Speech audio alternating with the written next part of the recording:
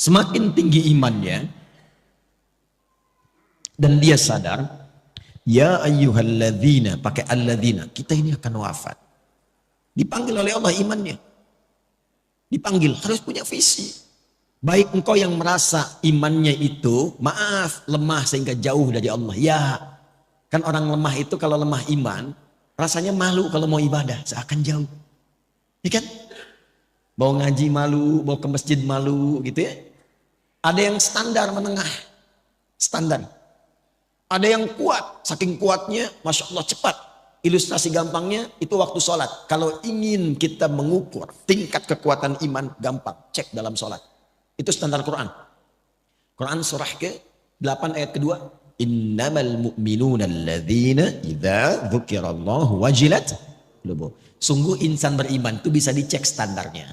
Kalau disebutkan nama Allah, ada getaran dalam jiwanya. Konfirmasi iman. Nah, Allah menyebutkan namanya itu lewat muadzin dalam adzan, dipanggil. Adzan itu adzan dari kata udhun, telinga. Kenapa disebut adzan? Karena lafaz ini satu-satunya yang akan sampai ke telinga 24 jam berputar. Diperdengarkan nama Allah setiap berganti waktu. Baru bangun disebutkan. Siang disebutkan, sore disebut, sampai malam. Untuk dilihat standar iman dalam sehari itu bagaimana kualitasnya. Karena kata Nabi, nanti ada yang yusbihu mu'mina wa yumsi kafira. Paginya kuat, sorenya lemah, bahkan ada yang kufur. Allahu Akbar, Allahu Akbar. Ya, kita ambil misalnya duhur jam berapa? Subuh jam berapa? 4.24, 4.22 terjadi perbedaan pendapat. Ya kita ambil pas dekat komat lah 4.25 misalnya. Nah ini kalau azan 4.25, Allahu Akbar, Allahu Akbar. Anda langsung sadar, ya Allah azan, saya siap-siap. Nah itu kualitas imannya standar. Standar. Belum kuat. Tapi kalau dari jam 4 Anda sudah siap-siap, belum dipanggil. Sudah ada getaran untuk merespon. Itulah iman yang kuat. Tapi kalau dipanggil 4.25, Anda baru sadar 5.24.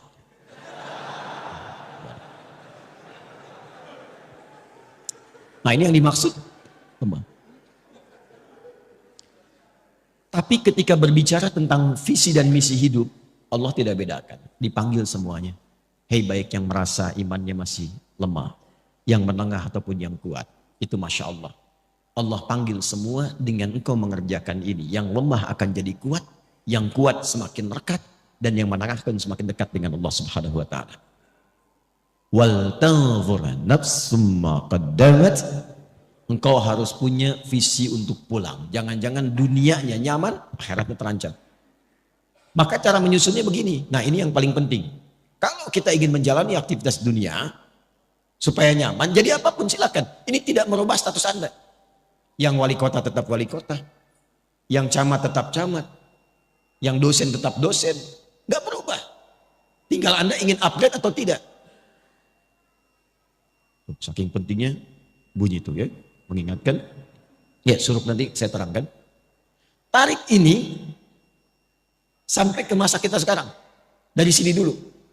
Dari akhirat. Ini kan tempat pulang terakhir kan. Logika sederhananya begini. Kalau kita ingin menempati tempat untuk pulang yang terbaik. Sekarang sedang kita beraktivitas. Berarti kita siapkan kan. Tempat yang bagus, kalau pulang nyaman, tempatnya enak dan sebagainya. Nah Allah sudah menawarkan melalui Rasulullah. Ada 8 tempat indah saat pulang di akhirat. 8 jenis. Yang disebut dengan jannah, surga. Jadi surga itu ada 8 jenisnya. Dari mulai yang biasa, tapi maaf, sebiasa-biasanya pun surga. Ya, mala ainan ra'at, wala udhunun sami'at, wala khatara ala qalbi bashar. Itu indah. Ingin apapun, seling langsung ada. Itu ada di Al-Baqarah ayat 25. Wa utubihi mutasyabihat.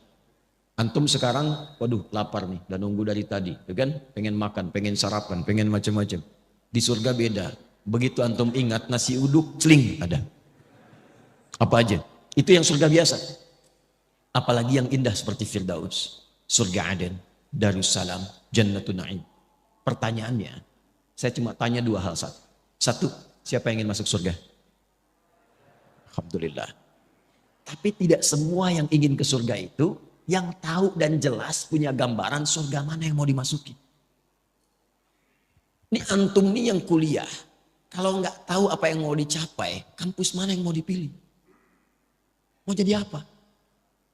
Anda kalau nggak punya visi, untuk apa Anda bekerja beraktivitas, akan bingung apa yang mau dikerjakan.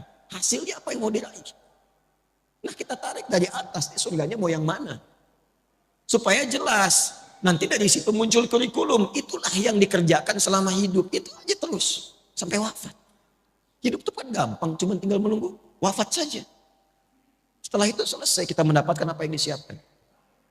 Nah saya ingin cepat karena waktunya tinggal 15 menit lagi. Setelah itu kalau ada waktu kita diskusi supaya memberikan kesempatan Syuruk dan yang lainnya. Fokus baik-baik. Saya akan cepat dari 8 jenis surga ini kita sepakati dulu jamaah. Mau surga yang mana? Ya, gak apa-apa. Saya paham ya. Kalau kan selalu terjadi begitu, nggak ada masalah ya. Nggak ada masalah. Memang rumusnya begitu. Kalau kita mau pilih sesuatu, pilih yang tinggi. Sehingga nanti effortnya dari dalam diri kita itu semakin kuat ingin mencapai. Jadi kalau nggak nyampe, nyangkutnya masih deket-deket. IPK 4, target belajarnya itu kuat. Kalau nggak nyampe, nyangkutnya ya 3,9, 3,8. Jadi kalau mau target surga, targetkan yang tinggi. Sebab kalau yang biasa-biasa yang penting ke surga ya nggak apa-apa. Kalau nggak nyampe, nyangkutnya di mana? Jadi Firdaus. Sudah? Oke, tarik sini. Tinggal keluarkan di Al-Quran kurikulum surga Firdaus. Tunggangi aktivitasnya di bumi. Dan alhamdulillahnya nggak pernah disebutkan dalam Quran hanya kiai, hanya ustadz, hanya habib, hanya tokoh, hanya ulama masuk surga ini. Tidak. Allah turunkan dalam bentuk sifat dan kegiatan kurikulum. Quran surah ke-23 ayat 1-9. Qad aflahal mu'minun alladzina hum fi salatihim, terus sampai Anda dapatkan, perhatikan, ulaika humul warithun alladzina yarithunal firdausa hum fiha, dan itu pakai alladzina. Semua berpeluang masuk ke surga situ. Bahasa bebasnya begini, ada calon penghuni surga Firdaus yang sedang beraktivitas dan berpetualang di bumi. Siapa mereka itu? Diturunkan sifat kurikulumnya. 1, yang sholatnya khusyuk. Sholat khusyuk. Jadi bukan sekedar sholat. Surga biasa, yang penting sholat. Yang penting sholat. Surga Firdaus, sholatnya dinaikkan kualitasnya khusyuk. Anda bisa menjadi pejabat silahkan. Presiden, gubernur, bupati, wali kota, camat, lurah, RW, RT dan sebagainya silahkan. Tapi kalau pengen ke Firdaus, Anda mesti sholat. Ke surga Firdaus itu ditentukan bukan dengan jabatan dunia. Tapi dengan kualifikasi ini. Dan sholatnya mesti khusyuk. Jelas sampai sini? Kemudian walladzina hum 'anil lagwi mu'ridun.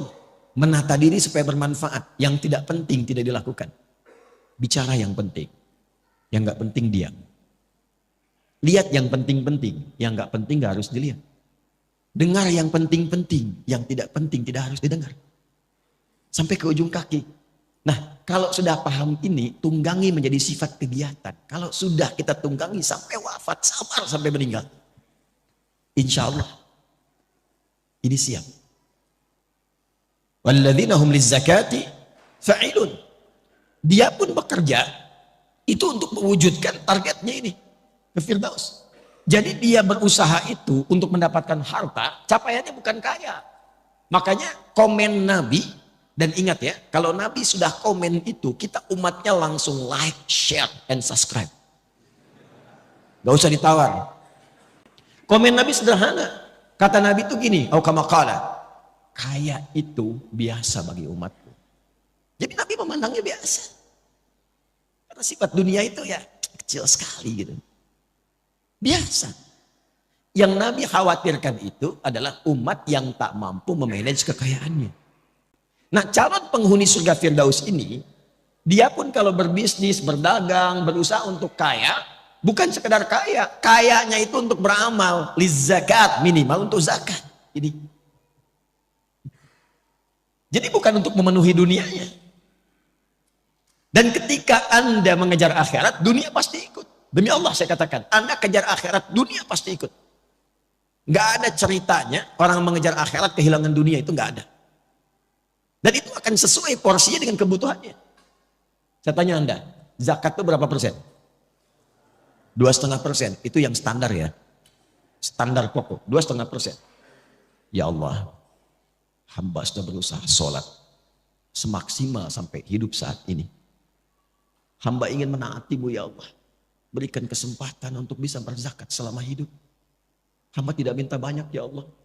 Hamba ingin surga Firdaus, setidaknya berikan kesempatan 25 juta aja bisa zakat. 25 juta aja bisa zakat. Zakat 25 juta. Tapi kan Allah kasihnya 1 miliar. 2,5% dari 1 miliar berapa? 25 juta kan? Jadi ketika Anda minta 25 juta untuk zakat, Allah kasih 925 juta lebihnya. Itu konsep dasarnya. Jadi kalau Anda niatkan yang bisnis, yang kerja untuk menaati Allah, untuk ibadah, mengikuti pedoman Rasulullah, dunia ikut. Nanti lebihnya tinggal dibagi untuk keluarga yang dekat, keluarga menengah, keluarga jauh. Disinilah muncul skema infak namanya. Diatur kebutuhan Anda berapa, lebihnya itu untuk beramal. Makanya kita pandai-pandai melihat Allah titipkan apa kepada kita. Cuma 4 pilihannya. 1 ilmu, 2 harta, 3 kedudukan, 4 tenaga. Dan keempat-empat ini contohnya sudah ada pada kepribadian para sahabat ketika belajar dengan Nabi. Dan Nabi mengakumulasi semuanya. Jadi ketika Anda dititipkan pengetahuan, ilmu, mau jadi apapun. Maaf, ustadz, dosen, macam-macam. Nah, pertanggungjawaban pertamanya itu pertanyaannya bukan seberapa besar gelar Anda. Berapa banyak ilmu itu yang telah mengenalkan Anda dengan Allah. Kan jelas, itu setiap bangun loh standar. Jadi kalau kita bangun tidur, itu langsung ditanya ya pada diri kita melalui hadis Nabi. Sampai bangun itu sudah seberapa dekat dengan Allah. Ingat Allah enggak? Itu ada di Abu Daud nomor hadis 1367. Silahkan dicek. Dari Ibnu Abbas radhiyallahu taala anhuma. Itu kata beliau kalau Nabi bangun dari tidurnya, kana Nabiyyu sallallahu alaihi wasallam idza istaiqadha bin naumihi fajalasa. Kalau Nabi bangun dari tidur duduk dulu. Enggak langsung, jangan langsung beraktivitas, duduk supaya tenang. Wa masaha biyadihi min athari naumih. Kemudian menghilangkan bekas ngantuknya dengan tangan yang bersih ya. Karena nanti ada hadis lain kalau menduga tangannya kotor cuci dulu. Karena engkau tidak tahu kemana tangan itu berkelana saat tidur. Setelah sadar baru baca. Apa yang dibaca? Sebelum doa itu ada bacaan dulu wa qara'a khawatim surah Ali Imran dan membaca 11 ayat terakhir surah Ali Imran. Surah itu kurikulum hidup yang menyadarkan jangan sampai bangun dan beraktivitas Anda tidak kenal Allah. Apapun profesinya. Inna fi khalqis samawati wal ardi wa ikhtilafil laili wan nahari la ayatin liulil. Siapa ulul albab itu? Alladzina yadhkuruna Allah qiyaman wa qu'udan wa 'ala wa yatafakkaruna fi khalqis samawati wal rabbana ma khalaqta hadza batila subhanaka faqina. Jadi Anda mau tugas jadi udara, darat, lautan, bekerja apapun, kalau Anda mengaku muslim, ingat Allah. Itu poin.